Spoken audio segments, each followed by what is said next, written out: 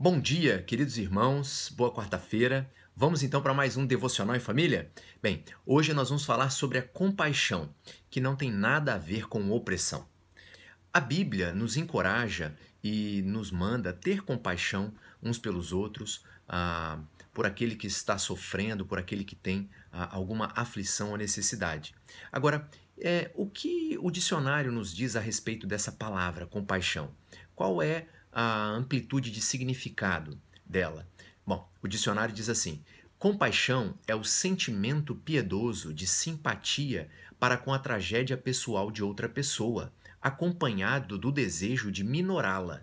É a participação espiritual na infelicidade alheia que suscita um impulso altruísta de ternura para com o sofredor.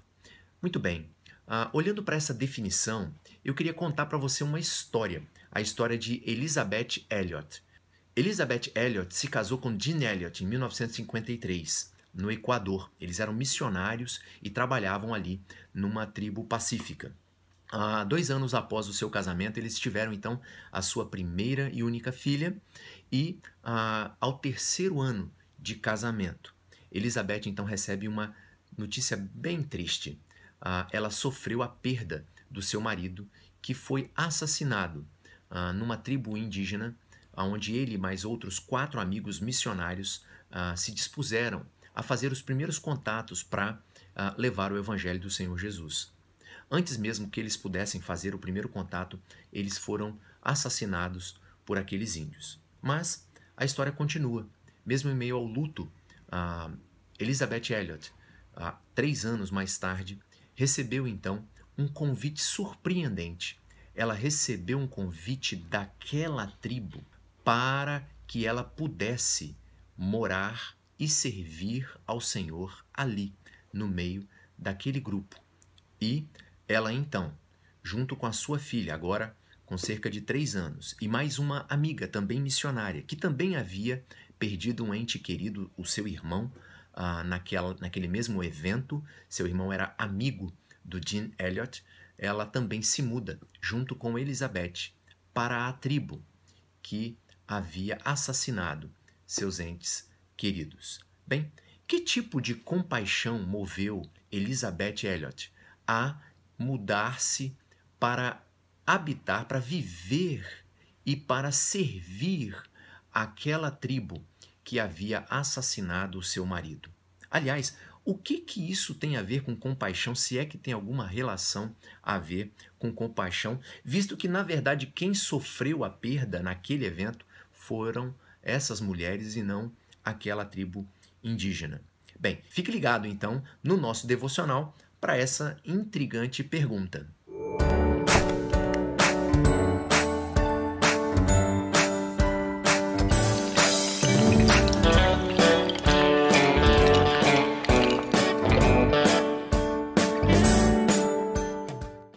Para falar de compaixão no texto bíblico, eu me lembrei de 3 amigos que foram visitar um outro amigo em comum que estava vivendo uma terrível situação de sofrimento. Eu estou falando de Jó e dos seus 3 amigos, Elifaz, Bildade e Zofar. Eles foram visitar Jó naquela situação terrível, e a certa altura daquela visita, Jó então faz uma exclamação aos seus amigos em relação àquilo que eles estavam falando com ele. Essa exclamação se encontra lá em Jó, no capítulo 19, no versículo 1 até o 6. Diz assim o texto da palavra de Deus: Então Jó respondeu: Até quando vocês continuarão a atormentar-me e a esmagar-me com palavras? Vocês já me repreenderam 10 vezes. Não se envergonham de agredir-me? Se é verdade que me desviei, meu erro só interessa a mim. Se de fato vocês se exaltam acima de mim e usam contra mim a minha humilhação, saibam que foi Deus que me tratou mal e me envolveu em sua rede. Muito bem, os amigos de Jó então são repreendidos por Jó aqui. Jó sabe que a situação em que ele se encontra vem da parte do Senhor, que de alguma forma o Senhor está permitindo que tudo aquilo esteja acontecendo na sua vida. E, lembrando do texto bíblico, do devocional da semana passada, Jó, em tudo isso, não pecou. Ele não atribuiu culpa ao Senhor, ainda que ele reconheça que, de alguma forma, dentro da soberania de Deus, Deus está permitindo, está conduzindo essas circunstâncias, essa situação. Mas Jó também fica chateado com seus amigos pela forma como eles estão respondendo a ele. Jó esperava deles uma atitude diferente. Aliás, eles tiveram uma atitude boa no início. Diz o texto bíblico, em Jó capítulo 2, que ao chegarem lá e verem a situação em que Jó se encontrava, eles se moveram de profunda compaixão para com Jó. Eles choraram em alta voz, rasgaram os seus mantos, eles jogaram terra sobre a sua cabeça, dando claro sinal de compaixão, de comoção e de tristeza com aquela situação de Jó. Eles também ficaram ali com Jó 7 dias sentados no chão, dada a condição de sofrimento que o amigo deles estava vivendo. Mas Jó, então, ele começa a lamentar da sua situação, de tudo aquilo que aconteceu com ele. E então seus amigos começam a respondê-lo. E a resposta dos seus amigos, ela não é uma resposta que Jó esperava. Jó esperava receber dos seus amigos claramente um apoio deles naquela situação. Esperava ouvir palavras de consolo, de encorajamento, que lhe desse suporte, sustento para que ele enfrentasse aquela situação tão difícil em que ele se encontrava. Essa era a expectativa de Jó em relação aos seus amigos. Observe outro trecho da fala de Jó no capítulo 16, dos versículos 2 a 5. Diz assim: Eu já ouvi muitas palavras como essas.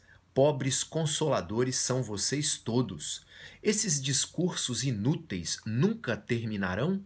E você, o que o leva a continuar discutindo?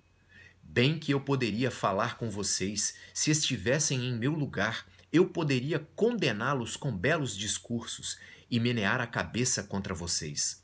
Mas a minha boca procuraria encorajá-los.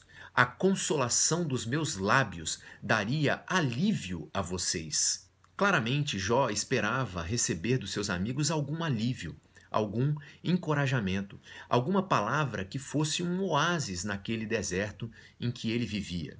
Jó não esperava uma bajulação. Jó esperava um ânimo para que ele pudesse erguer-se em meio àquelas dificuldades das quais ele estava vivendo e sofrendo. E o que ele recebe dos seus amigos é repreensão e condenação. Por que ele recebe essa palavra dura dos seus amigos? Para os amigos de Jó, a situação de Jó estava intimamente relacionada com alguma conduta errada de Jó. Aquela situação, para os amigos de Jó, em suas racionalizações, era, na verdade, um castigo de Deus em relação a alguma conduta errada de Jó. E Jó precisava, então, se arrepender, confessar esse pecado direto e se arrepender dele, para que então Deus trouxesse novamente a bonança para a vida de Jó. Por que eles pensavam assim? Porque na cultura judaica, na escola da tradição judaica, coisas ruins sempre ocorrem como um castigo ou uma advertência de Deus para com as pessoas que vivem longe ou que vivem em desobediência a Deus. Por outro lado, coisas boas, riquezas e tranquilidade nesse mundo sempre ocorrem como um sinal de aprovação de Deus para a conduta de um indivíduo. Por isso, a gente observa lá quando Jesus está falando com seus discípulos a respeito da dificuldade de um homem rico entrar no reino dos céus, o espanto com que os discípulos recebem essa palavra. Por quê? Porque para eles, um sinal da aprovação de Deus para a conduta de um indivíduo era a sua condição social, a sua riqueza. A riqueza de um homem era intimamente ligada à sua conduta e à aprovação de Deus à conduta de um homem. E o que Jesus vai dizer e que outros trechos da Bíblia também vão nos dizer é que existe uma outra possibilidade de resposta para o sofrimento e a dor humana, que não apenas essa relação direta de causa e efeito. Uma possibilidade que é mais abrangente e que aponta para os desígnios de Deus no seu plano eterno. É verdade que o caminho do ímpio e do justo, eles vão levar a destinos bem diferentes. Mais cedo ou mais tarde, eles receberão juízo ou recompensa. Mas sempre estabelecer uma relação direta entre castigo e sofrimento, ou entre tranquilidade na vida e aprovação de Deus da conduta humana, isso não é bíblico. Riqueza, tranquilidade, dor e sofrimento, apesar de serem uma realidade concreta na nossa vida, elas podem ter um significado e um valor bem diferente daqueles que a gente atribui quando nós olhamos para elas sob a perspectiva eterna de Deus. Então, nessa relação direta e equivocada é que os amigos de Jó estão respondendo a ele. E eles então, ao invés de serem consoladores, se tornam opressores. E é muito interessante que Deus posteriormente os repreende, porque eles falaram a respeito de Deus para com seu amigo Jó de uma maneira errada. Eles não foram corretos em sua atitude para com seu amigo. É impressionante observarmos como que a Bíblia dá valor ao relacionamento correto com Deus e com o nosso próximo. Aliás, nisso se resume a lei de Deus. Voltando à nossa pergunta no início do nosso devocional, que tipo de compaixão moveu Elisabeth Elliot, ou se na verdade tem alguma coisa a ver com compaixão, a sua atitude de ir até aqueles índios? A resposta é sim, é compaixão que moveu Elisabeth Elliot. Um tipo de compaixão dessa da qual Jó esperava que os seus amigos lhe respondessem.